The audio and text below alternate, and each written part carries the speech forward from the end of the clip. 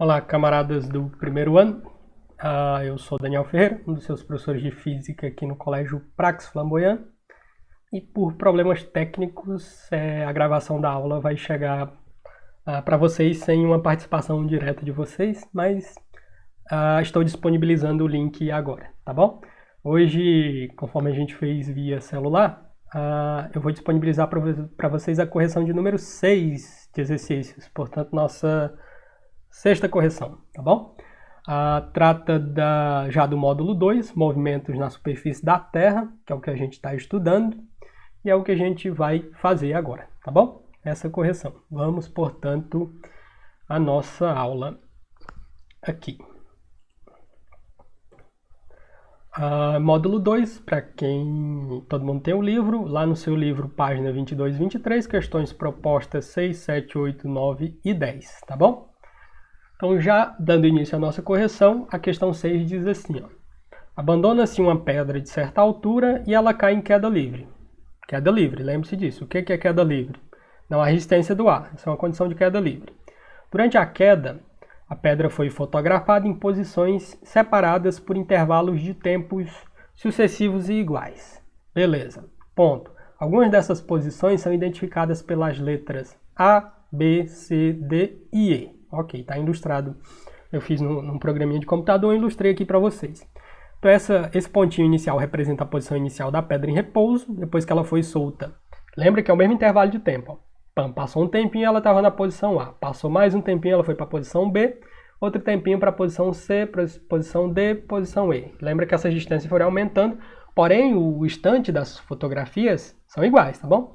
Por exemplo, ele não falou, mas são tempos iguais. A cada 5 segundos você tirava uma foto, ou menos, né? Frações de segundo também, para um objeto que cai. Então, beleza, está aí fotografado. Vamos ver o que o exercício solicita da gente.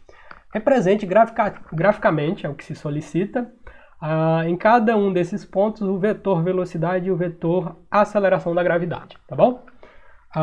Eu trouxe essa fotozinha aqui que ilustra a nossa resposta. Beleza, no primeiro ponto, o objeto está em repouso, portanto a velocidade dele é zero. Porém, esse objeto está dentro de um campo gravitacional, está próximo à superfície da Terra. Então existe um vetor, algumas grandezas físicas, só para revisar com vocês, ou para ver, se caso ainda não tenham visto isso. Algumas grandezas físicas são de natureza vetoriais, por exemplo, a aceleração é vetorial, a força é vetorial, a velocidade é vetorial, tá bom? Significa que essas grandezas físicas precisam de 3 coisas para serem definidas. O valor, que a gente chama de módulo, a direção, por exemplo, vertical, horizontal, e o sentido, da esquerda para a direita, de cima para baixo, de baixo para cima. Então essas 3 coisas são características de um vetor, e algumas grandezas físicas são vetoriais, tá bom? Então essas setas que eu estou representando aqui são vetores, está representando a gravidade, o módulo da gravidade vale 10 na Terra, metros por segundo ao quadrado, e essa setinha representa a direção, por exemplo, horizontal, vertical, e o sentido é de cima para baixo, a gravidade aponta para o centro do planeta, tá bom? Aí um detalhe que você vai perceber é que na representação do vetor o tamanho da seta importa, que é o que você vai notar aqui quando eu fizer as análises. Beleza.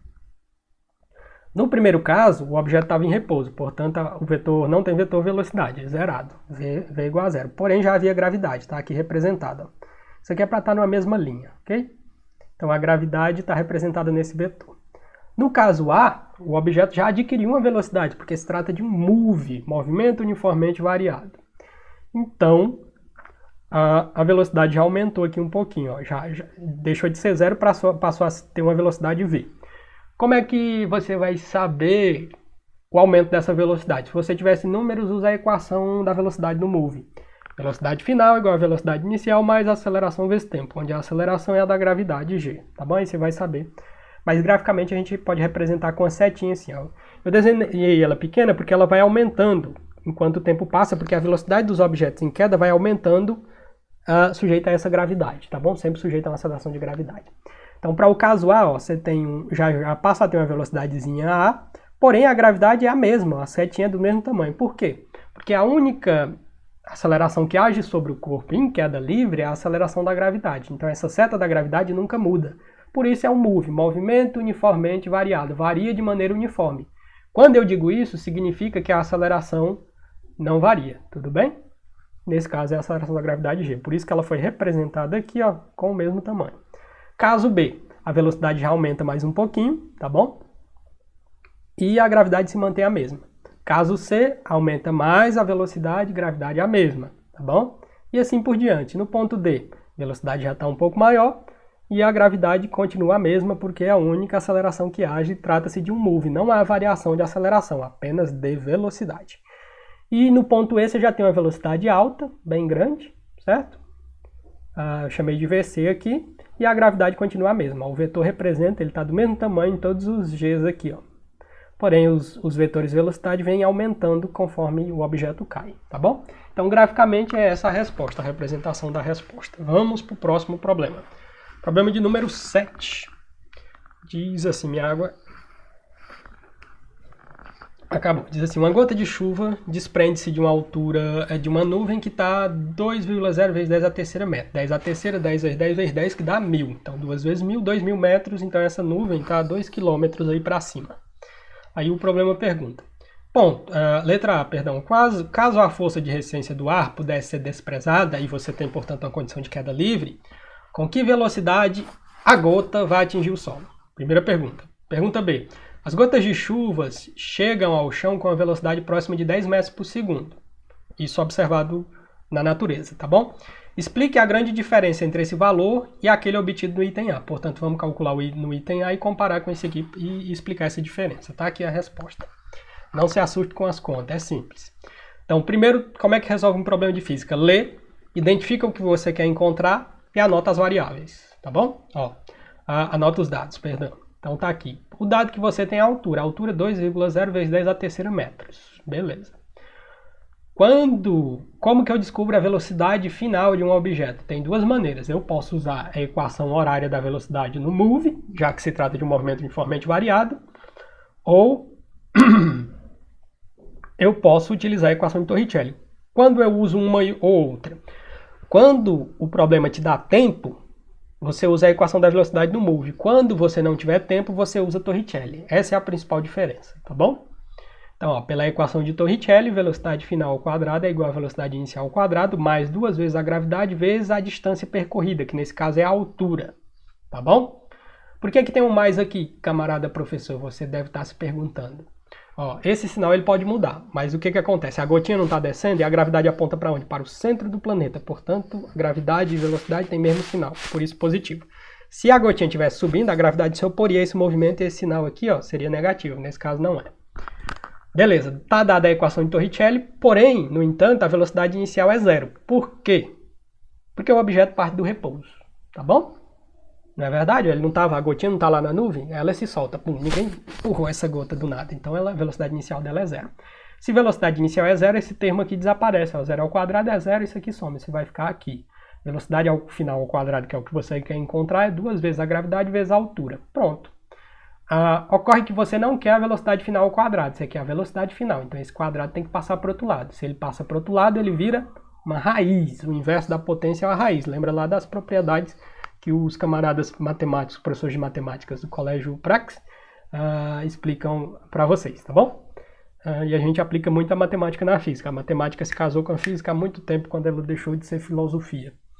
E se tornou uma ferramenta importante na física. Beleza. Basta agora, portanto, substituir os valores. Ó. 2 da equação vezes a gravidade, que vale 10 metros por segundo ao quadrado, vezes a altura, 2 vezes 10 a terceira. Você pode fazer assim, ó, 2 vezes 10, 20. Beleza. 20 vezes 2, 40. Vai guardando a potência ali. Você pode reescrever esse termo deslocando a vírgula aqui. Ó. Isso é 40,0, por exemplo. Se você deslocar a vírgula, vai ficar 4,0. Aí você aumenta uma potência ali. Então pode ser escrito assim, dessa maneira. Basta tirar a raiz disso. Como é que tira? Como é uma multiplicação, você pode tirar a raiz desse e a raiz desse aqui separadamente. Raiz de 4 é 2 e raiz de 10 ao quadrado. A raiz de 10 ao quadrado, de 10 à quarta, perdão, quarta potência, se você escrever, lembrar que esse símbolo de raiz quadrada significa que o número está elevado a meio, você vai ter uma multiplicação de potências. Vai ficar 4 vezes meio. 4 vezes meio é 4 dividido por 2, que dá o quadradinho ali que é 2, beleza? Portanto, a velocidade final da gota pode ser escrito como 2 vezes 10 ao quadrado metros por segundo. Se você abrir esse quadrado aqui, 10 vezes 10, 100 vezes 2, 200 metros por segundo. Então, numa condição sem resistência do ar, a gota chega parecendo uma bala de 88 milímetros de um projeto de artilharia, tá bom? Então, seria até perigoso andar na chuva se a gota cair com essa velocidade. Ocorre, no entanto, que para nossa sorte existe resistência do ar. E é tabelado aí pelos físicos que as gotas chegam ao solo com 10 metros por segundo de velocidade, tá bom? Ele pede para explicar por que existe essa diferença. Então, a resistência do ar faz a gota rapidamente adquirir um movimento uniforme, tá bom? A resistência do ar vai fazendo a gota, a aceleração não agir tanto sobre a gota, e a gota passa a ter, portanto, uma velocidade uniforme e não uniformemente acelerada, beleza? Essa é, portanto, a explicação. Vamos para o problema de número 8. Diz assim, ó, um dos astronautas norte-americanos das missões Apollo realizou na superfície da Lua, isso em, salvo engano, 71, foi em 1971 que ele fez esse experimento. A experiência de queda livre de corpos diferentes, no vácuo. Isso foi proposto lá, nós vimos isso nas aulas teóricas, por Galileu Galilei, lá nos 1600. Então o astronauta deixou cair simultaneamente uma pena, que era de falcão, eu sei da história, e um martelo. Salvo engano, pelo que eu me lembro, a pena pesava 130 gramas e o martelo coisa de 1,5 kg, partindo da mesma posição. Aí, dado esse contexto histórico aqui, isso aqui, o problema pergunta, o que ele observou ao final da queda? E letra B. Supondo que os objetos tenham sido soltos de uma altura de 1,6 metros em relação à superfície, depois de quanto tempo o martelo alcançaria o solo? Considere a aceleração da gravidade da Lua igual a 1,6 metros por segundo ao quadrado. Vamos à nossa resposta.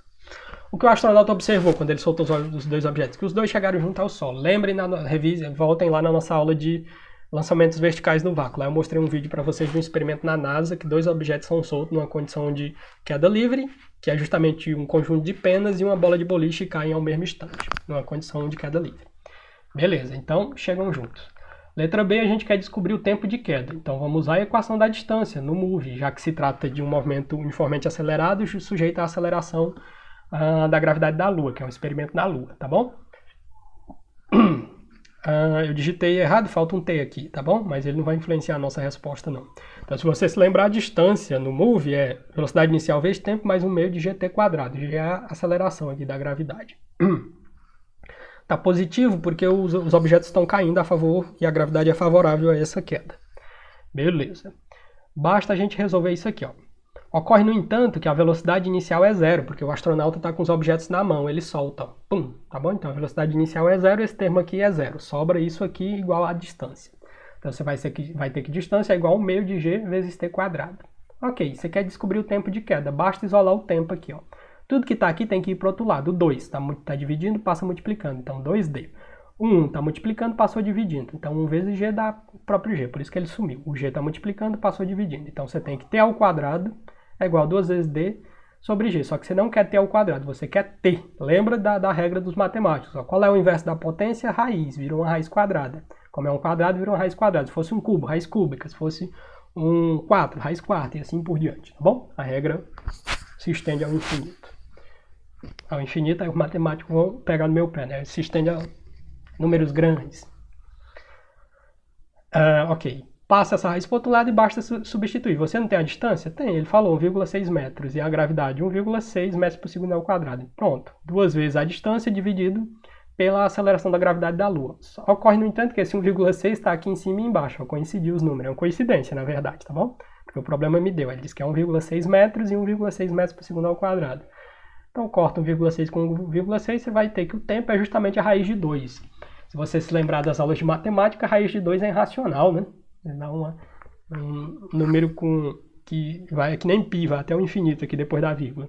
Ocorre, no entanto, que para os físicos, isso a gente trunca ali no segunda casa depois da vírgula e tá bom. Ocorre, portanto, que o tempo, se você tirar a raiz de 2, é aproximadamente 1,4 segundos. Então, esse é o tempo que o objeto leva para cair, tá bom? Questão número 9, para a gente quase encerrar já a nossa aula. Então, dois corpos, 1 e 2, partem em queda livre no mesmo instante. Né? Dois corpos, 1 e 2. O objeto 1, no entanto, é lançado para baixo com a velocidade inicial. O objeto 1 foi jogado. Enquanto que o objeto 2 foi só solto. Esse aqui foi dado uma velocidade inicial. Considere nula a resistência do A e considere também que o corpo 1 é mais pesado que o 2. Como diz meu cunhado gaúcho, mas fica atento aqui, ó. Considere nula a resistência do A. A massa vai interferir se eu desconsidero a resistência do A? A massa não interfere, a gente já viu que Galileu estudou isso. O astronauta da Apollo fez o experimento, a gente viu o vídeo do experimento da NASA. A massa não influencia em objetos em queda livre, tá bom? Cai ao mesmo tempo, pode ser um elefante e uma pena, vai cair ao mesmo instante. Eu aposto, não aposto, mas apostaria R$1 aí, que um elefante e uma pena numa condição de queda livre caem ao mesmo tempo, tá bom? Solto em uma mesma altura na condição de queda livre. Beleza. Vamos à pergunta. Qual dos dois ficará sujeito a maior aceleração? E aí? E letra B, esboce um gráfico da velocidade versus tempo para o movimento de cada um dos corpos. Então, velocidade versus tempo é o gráfico que ele quer para cada um dos objetos. Então, a primeira questão é como se fosse uma pegadinha. Não é uma pegadinha, mas é para verificar se você internalizou o conteúdo. Então, beleza. Qual dos dois corpos ficará sujeito a maior aceleração? Os dois corpos não estão em queda livre na superfície, no mesmo lugar, no mesmo planeta. Os dois, é que ele não afirma que um está em Marte e o outro está na Terra, um está em Júpiter e o outro está no Sol. Aí você teria acelerações de gravidade diferentes. Não precisa nem ser uma condição de queda livre, mas objetos que caem ficam sujeitos apenas à aceleração da gravidade, numa condição, na verdade, de queda livre, porque se você considera a resistência do ar, você tem o arraste do ar que vai diminuindo, mas de fato qualquer objeto que cai fica apenas sujeito à aceleração da gravidade. Então, qual dos dois ficará sujeito à maior aceleração? Considerando, portanto, a resposta aqui mais elaborada, considerando nula a resistência do ar, os dois corpos ficam sujeitos à mesma aceleração da gravidade. Não importa quem é mais pesado, tá bom? Então, ou o elefante ou quem quer que seja, não interessa. Beleza? Vamos, portanto, esboçar o gráfico. Como é que eu faço um gráfico? Primeiro, você precisa de um plano cartesiano. Velocidade e tempo, certo? Eixo vertical e o tempo no eixo horizontal. Pronto. Como se trata de um problema de natureza abstrata, não te deu números, então o seu gráfico, você precisa ter conhecimento de algumas coisas para construir o gráfico. Já que você quer o gráfico de uma velocidade pelo tempo, você tem que lembrar dessa equação. Já que você está no move, velocidade é igual a velocidade final é igual a velocidade inicial mais gravidade vezes tempo, porque os dois objetos estão caindo, por isso aqui é um mais, tá bom? Isso aqui influencia se eu trocar o sinal? Sim, esse sinal diz respeito à inclinação da reta. Se aqui é positivo, os matemáticos que tratam disso mais especificamente, a inclinação da reta, a gravidade aqui, que é a aceleração, que no caso é a aceleração, diz respeito à inclinação da reta, é o chamado coeficiente angular. Se ele é positivo, a reta é crescente. Se ele é negativo, a reta decresce, tá bom? Essa inclinação muda totalmente. Então aqui as retas são assim, a inclinação são retas crescentes, porque o sinal é positivo. Ocorre que para o primeiro corpo, ele tem uma certa velocidade inicial, então o V0 não é zero. Portanto, está representado aqui, ó, o gráfico dele, tá bom? Nessa figurinha que eu trouxe para vocês. Então o objeto 1 tem uma velocidade qualquer V0, eu não sei qual é, por isso eu coloquei ele acima do zero ali, ó. Então ele parte de uma velocidade inicial e é crescente, a retinha. Porque como é que eu sei? Você deve estar se perguntando que o gráfico é uma reta. Porque isso aqui, ó, é uma equação do primeiro grau. Estão vendo algum expoente aqui? Não tem. Portanto, é uma equação de primeiro grau cujo gráfico é uma reta, tá bom? Onde é que você vai ter gráficos que não são retas? Funções de segundo grau, exponenciais e assim por diante. Como é que fica o gráfico do objeto 2? O objeto 2 não parte do repouso? Sim, então o V0 é zero. Ó. Você não vai ter isso aqui, você vai ter que velocidade é g vezes t. Como ele partiu da velocidade zero, o V é zero ali, ó. Ele parte justamente do eixo, tá bom? E esse é o gráfico, portanto, da sua velocidade versus tempo dos dois objetos. Tudo bem? Lembra sempre dessa equação aqui. Ó. Vamos para o problema 10, que é o nosso último problema. Um probleminha tranquilo. Uma bola de bilhar é lançada, bola de bilhar, aqui no Goiás a gente chama de sinuca, aquele jogo de bar. Uma bola de bilhar é lançada no vácuo, olha aí, verticalmente para cima, ponto. Sua velocidade é nula no ponto mais alto da trajetória. Então a bolinha foi jogada no vácuo. No ponto máximo, a velocidade é nula. Por quê? Porque o objeto para e volta, tá bom? Talvez um exemplo disso, quando, não sei, talvez vocês fossem muito jovens, mas houve a Guerra da Líbia pela independência há muito tempo. Há muito tempo não, foi recente, na verdade. E quando ganharam a guerra, depuseram o Marmoar Gaddafi, professor de história que trata disso. Estou aqui me envolvendo no que não é minha parte, mas é uma história interessante. Os soldados atiravam para cima, certo? Ocorre que se você atirar para cima, a bala volta, tá bom? Com a mesma energia potencial. Aí eu lembro, eu era criança, eu tava passando assim, parei para ver no jornal. O repórter e todo mundo tinha que estar usando capacete, porque as balas voltavam também no 12, tá bom? Ocorre, no entanto, que tem resistência do ar, então essa bala vai perdendo ali um pouco do impacto que ela pode causar de dano. Mas todo mundo tinha que usar capacete, porque senão se ferir. No caso do vácuo, é só para explicar isso, que a bolinha, qualquer coisa que você joga para cima, se ela não vencer a velocidade de escape da Terra, ela vai e volta. Tá bom? Ela para, chega na velocidade final, zero e volta. O que o problema está perguntando é qual vai ser o valor da aceleração da gravidade onde a bolinha parou. Ora, sujeito, camarada. A aceleração da gravidade não muda, porque você está dentro do campo gravitacional da Terra, tá bom? Então vai ser os 9,8 metros por segundo. É aquela condição lá do primeiro problema. Deixa eu mostrar aqui, ó. No instante que a velocidade foi zero do objeto ali, já agia sobre ele uma gravidade. Tinha alguém segurando aqui, nesse caso específico, né, que o objeto foi solto. Mas na nossa situação, a bolinha subiu, a velocidade é zero. É justamente a gravidade. Ó, a bolinha foi jogada, a gravidade está agindo contrário e diminuindo essa velocidade, tá bom? Chega um momento que ela para, a gravidade ainda está agindo e o objeto, portanto, volta, beleza? Então, como se trata de um problema na superfície da Terra, a aceleração da gravidade vai ser a gravidade da Terra, tá bom? 9,8 metros por segundo é a resposta. Chegamos, portanto, ao fim dessa correção. Peço desculpas aí pelo infortúnio do problema técnico, mas resolvemos de qualquer maneira. Obrigado pela sua atenção. Bons estudos. Fiquem em casa se puderem. Até a próxima aula. Forte abraço a todos.